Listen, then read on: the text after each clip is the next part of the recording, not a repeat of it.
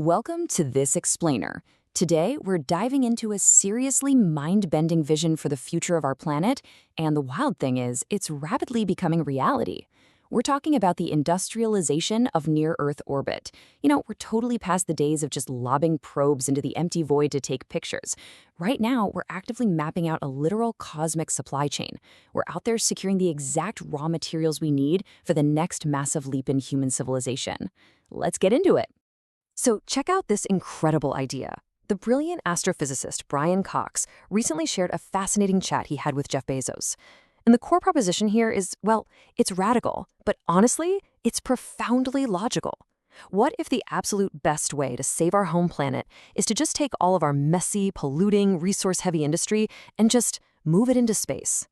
Imagine an Earth that is zoned entirely residential, a pristine planet reserved just for nature and living, while all the heavy, dirty manufacturing happens out there in the cosmos. To really wrap your head around this, think about the sheer, unbelievable scale of what's out there. 800, that staggering number, that's the height, in stories, of a skyscraper you could build that would cover the entire surface of the Earth. And get this, you could build that whole thing just using the metal that's sitting right now in the asteroid belt. Just take a second to process that. The raw material floating around up there isn't just abundant. Compared to what we can safely dig out of the Earth's crust without wrecking our biosphere, it is virtually infinite. We so often picture space as this cold, dead, empty void, right? But the truth is the exact opposite.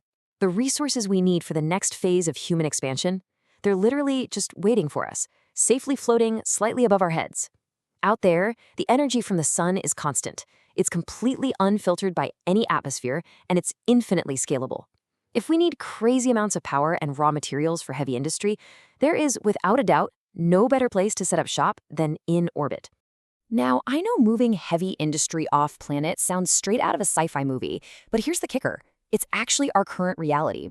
We haven't just been sitting around waiting for some distant futuristic century. We've already heavily industrialized near-Earth orbit. We are quite literally laying the foundation for this giant cosmic infrastructure right now. Seriously, just think about what we rely on every single day.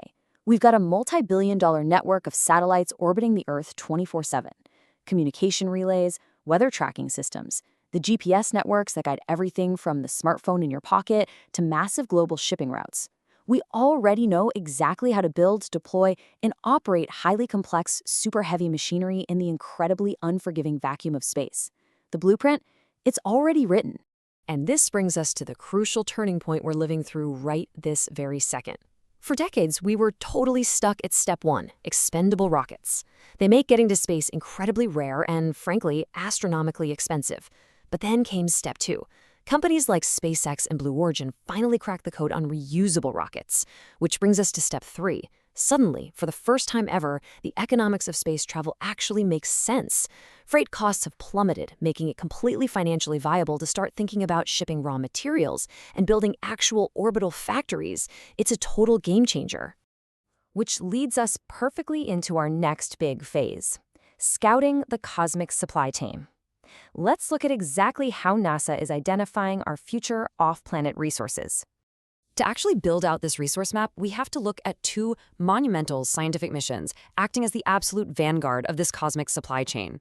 First up, we have the OSIRIS-REx mission to asteroid Bennu, which is completely focused on finding water and organic compounds.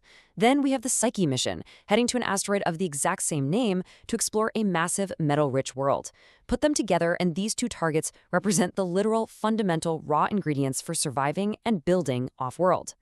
Let's zoom in on asteroid Bennu first. In 2023, the OSIRIS-REx mission did something amazing. It successfully returned pristine samples from this asteroid right back to Earth. Bennu is basically a giant cosmic time capsule. It's this rubble pile asteroid that coalesced from a massive collision roughly 4.5 billion years ago. So it's been preserving the exact conditions of the early solar system in the deep freeze of space. It is literally giving us a direct look at the raw precursor ingredients for life itself. And let me tell you, when scientists finally popped open those sample canisters, they didn't just find a bunch of boring inert rocks. The findings were historic. These samples revealed exceptionally high abundances of volatile gases, like water vapor and methane. But wait, it gets crazier. They actually found uracil and thymine, the literal nitrogenous bases required for building DNA and RNA. They even found nicotinic acid. You probably know it better as vitamin B3. The exact biological building blocks we need are just out there, floating on these ancient rocks. Now, for humans to eventually live and work in space, the big thing we need is water. And Bennu delivered a massive clue here too. Scientists discovered evaporate salt minerals in the sample. Guys, this is huge. It tells us that the interior of Bennu's parent body actually hosted liquid alkaline saltwater for thousands of years. These warm, mineral-rich brines acted like this giant hydrothermal broth. So space isn't just dry, dead dust. It holds the specific hydrologic environments and the water reserves we are desperately going to need to keep our future off-world workers alive. But okay, while Bennu offers the water and organics to keep us alive, heavy industry requires metal. Massive, massive amounts of metal. And that brings us to the absolutely incredible Psyche mission. If we're going to build space stations, giant orbital foundries, or miles-long solar arrays, we need iron and nickel. Psyche is targeting a totally unexplored building block of planet formation. Scientists believe it's actually the exposed metallic iron core of an ancient, shattered planet. Just the journey to this metal world is an engineering marvel. It launched in October 2023, and the Psyche spacecraft is powered by solar-powered Hall-effect thrusters. It's this highly efficient, low-thrust technology that's just perfect for deep space. And believe it or not, its roots stretch all the way back to the 1980s. Right now, it's making its long trek through the solar system, set to arrive at the asteroid in August 2029, where it'll spend 817 days in orbit. It's actually the very first interplanetary spacecraft to use this specific propulsion tech to reach its target. How cool is that?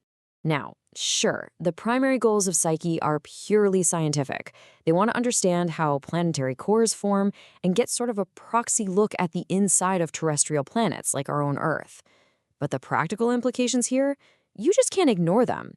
By exploring a completely new type of world made almost entirely of metal, we are literally mapping the exact types of dense, metal-rich bodies that we might one day capture and mine to feed our orbital factories. When you step back and look at the whole picture, the vision becomes remarkably clear. You combine this reusable rocket revolution that's slashing the cost of spaceflight right now with the vast mapped resources we're finding on bodies like Bennu and Psyche. And, well, to borrow again from Brian Cox, this isn't some outlandish fantasy anymore. Learning to live and work in space, it's simply a natural extension of our civilization. It's just the logical next step to ensure our survival and prosperity as a species. We already have the foundational technology. And thanks to these incredibly daring scouting missions, we now know exactly where the resources are. The cosmic supply chain is real, and it is waiting for us. So I'll leave you with this. The only question left to answer is, how quickly will humanity take the leap, zone Earth residential, and actually build our industrial future among the stars?